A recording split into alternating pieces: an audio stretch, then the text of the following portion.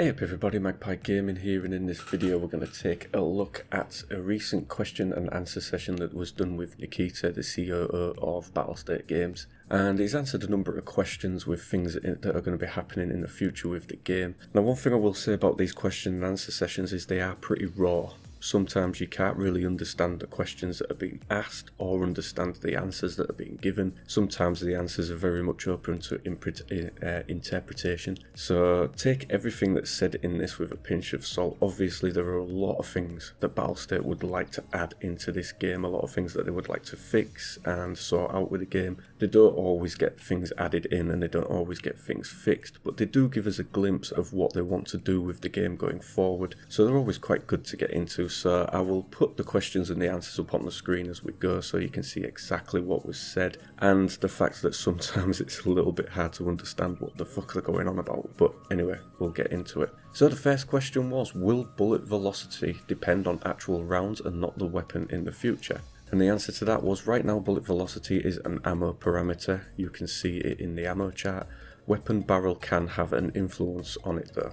The next question, when will subsonic ammo work in the next patches? Will weapon barrel heat vision distortion be implemented? And the answer to that is yes. So that I interpret as, when you fire your weapon, obviously the barrel becomes very hot and you're going to be able to see that with the infrared scopes, the heat vision scopes. So I think that's a pretty good one to put into the game. You're going to be able to see people a little bit better when they're using a rapid fire weapon. Next question, will helmets ever revert back to realistic protection? And the answer is, I don't think so. A full realistic approach in helmets will make them unuseful because they will all be the same level 1 to 2 protection. Nevertheless, helmet parameters are subject to change. So whilst they do strive for realism within the game, obviously some parameters of the protection that is given by armor simply aren't able to work in real terms. They have to change them to a gimmicky setting, or obviously they just wouldn't work at all. Next question, are armor zones still planned? If yes, will they have realistic protection or will they be tweaked like helmets? Armor zones are still planned. We want to make body armor realistic. More realistic movement inertia is planned. We had inertia before, looks like additional lags or something. Interpret that as you will, I'm not really sure what that's going on about. The bullet drop seems excessive for some rounds. Will this be changed to realistic values? The answer is yes. Will rigs like BlackRock and AVS be changed so they can store a realistic amount of magazines? Yes, is the answer to that one. Gun silencer durability. Will there be a difference between wipe and chambers silencers durability vs performance? Yes, exactly everything you said. Again, another one that I'm not too sure about. Is personal sight zeroing still planned, as in will zero sights in our hideouts? Will we zero sights in our hideouts? We need to think about this one, was the answer to that. Do scavs use hit scan or projectile mechanics, or a combination of the two? No hit scan, they shoot the same way as players do. In the future, will labs be accessed from another map? We will think about it. In the nearest future, labs access will be limited. Now that is something that I've heard rumours of for a little while now, and I'll go more in depth at the end of the questions, but apparently they are going to limit the access that we have to the labs, and that in some way you will gain access to it from something that you can collect from other maps, but I'm not too up on the details of that right now. Obviously we will find out more in the future.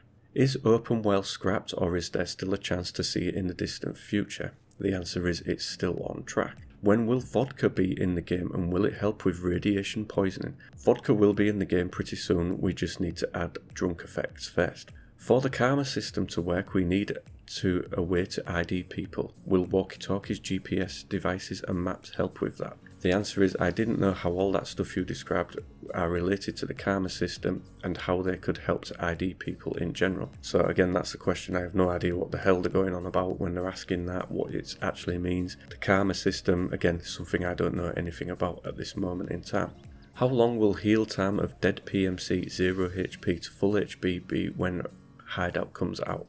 This is subject to testings. I don't think it will be that long time. In long time, I mean hours. This is, if you don't know, one mechanic that they're looking to introduce into the game, whereby once you die in a raid, you can't automatically go back into another raid. You need to heal your character in your hideout first.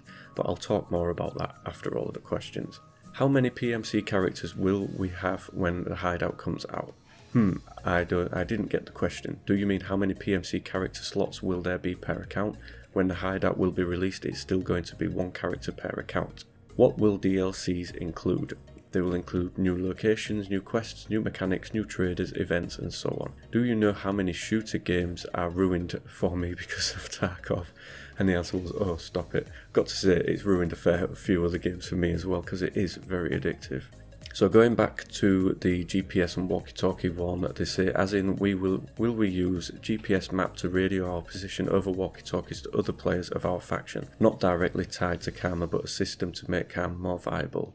The answer was, well, I guess so. Again, I still don't understand what they're going on about there. If anybody does have information on that, please put it in the comment section down below so that I actually understand it. And then going back to the character slots, at one point there was a rumour about 3 characters per account.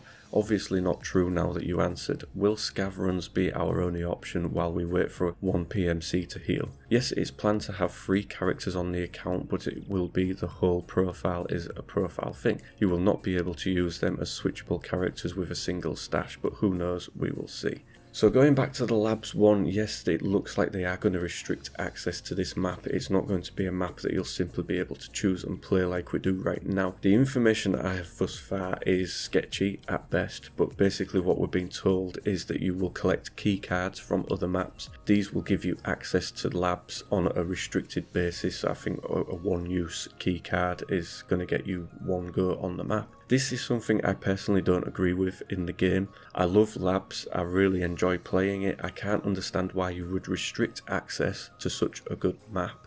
Obviously, if you're playing with a squad, if the rest of your squad don't have keycards, are they unable then to go in, or can a squad go in on your 1 keycard? This is information that we don't have right now. But obviously, if you're the odd one out of your squad and you've not collected a keycard, you're going to be kept out of that raid. I'm not sure I agree with that. The whole point of this game was to push squad gameplay, and that feels like it's going to cut people out of it. So, and again, it's such a good map, why would you restrict access to it? I don't understand. And also, restricting access means that you're going to restrict the amount of PvP that can take place on that map. So it's going to be more a PvE map, and I really don't understand the rationale behind that. But again, we don't have all the details, so I'm sure we will find out more as things go on. And the one for having to heal your character, yes, you will have to heal your character in the hideout, and while you're waiting for them to heal, you will be able to go in and play as your PMC.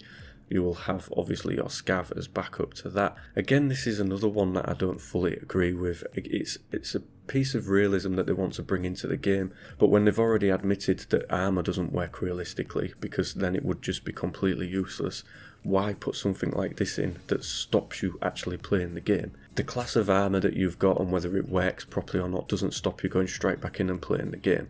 So nobody really cares about that, but this kind of realism is going to stop you going straight back in. I don't understand where they're coming from with doing that.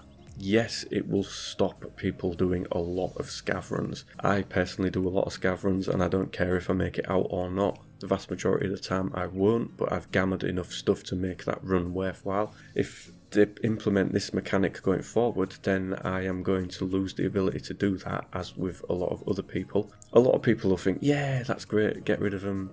A lot of people don't like the hatchet runs and that, but the issue with that is that a lot of what I make from hatchet runs ends up on the marketplace, so the amount of stuff that's on the marketplace will go down. That will push the prices up, and I generally just don't understand why they want to restrict you going straight back into the game. Isn't that what they want us doing, playing the game? So it's like they're going to bring out in the future pre-modded weapons that you'll be able to buy.